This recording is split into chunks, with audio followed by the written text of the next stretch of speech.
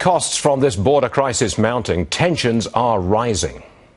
I love these people and I have compassion for them, but we do not need them here taking our services, our money. Put our National Guard on the border, have transportation for them. As soon as they cross over, turn them around and send them back. To former New York Senator Al D'Amato on if America can afford this right now. Senator, welcome to the program. Stuart, nice to be with you. You're going to tell us that we can't afford it. Well, we can't afford this kind of situation because some will get us more and more and more. And that's how this started. When the administration, and I believe, played into this by saying, if you're a youngster, you come here, we'll reunite you with your family. Now, this law was on the books going back to 2008. Why all of a sudden the surge? It's the surge because the White House and the president in particular said, oh, you know, we have to have compassion and we will take these youngsters, etc. And then you've got these illegal groups who move people, who get paid for it, the posses, etc., who told these people, we'll get you into the country, you can get reunited if you have somebody there. There's nobody to stop you. This took place almost overnight. But there are a lot of people on the left who say, look, this is a $16, $17 trillion economy, and we can't afford to pay for the upkeep of 60,000 youngsters who are refugees. I mean, that's a kind of a humanitarian shaming of your position, or an attempt to. If you had 60,000 and you could say, that's it, people would say, that's it? All right. But it's not it. It's just the beginning. 60,000 will bring how many more? Hundreds of thousands thereafter.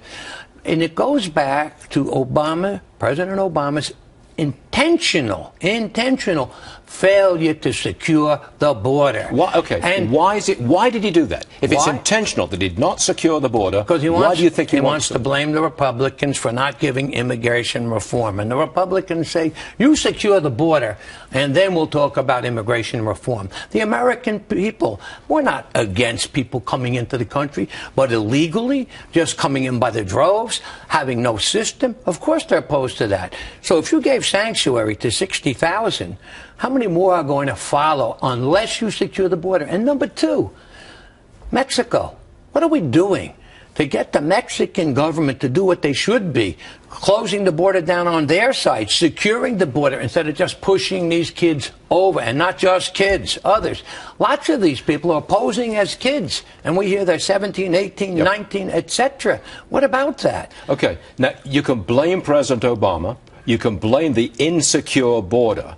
But you have to admit, we are obligated to pay for those who've already arrived. This is an obligation that America confers on those who arrive, these youngsters who arrive on our shores. Well, you have to change the law as it relates to that and give greater discretion so they can be sent back, number one.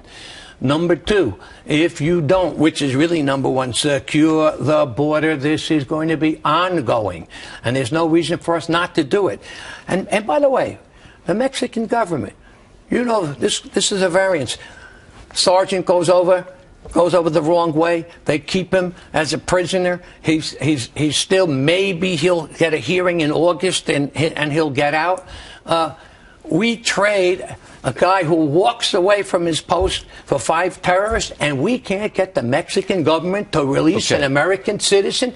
What is our relationship with Mexico anyway? It's about time we called them. You're a Republican. Yeah. Okay. What happens to the Republican Party and Republicans in general when we get pictures of youngsters being kicked out of the country, sick youngsters, refugees from crime and sex trafficking, and we've got pictures on the nightly news that show them being sent out of the country and Republicans get the blame? Well, number one, do we really know that they're sick? Because if they're sick, we're not going to kick them out. There'll be a picture. Well, you'll say they'll try to put that forward. Yes, they will. And number two, those who have been involved in sex trafficking, we do have compassion and we will keep them. So the sick, those who have been and that's why this law initially came about, to protect them. So let's make sure we protect them.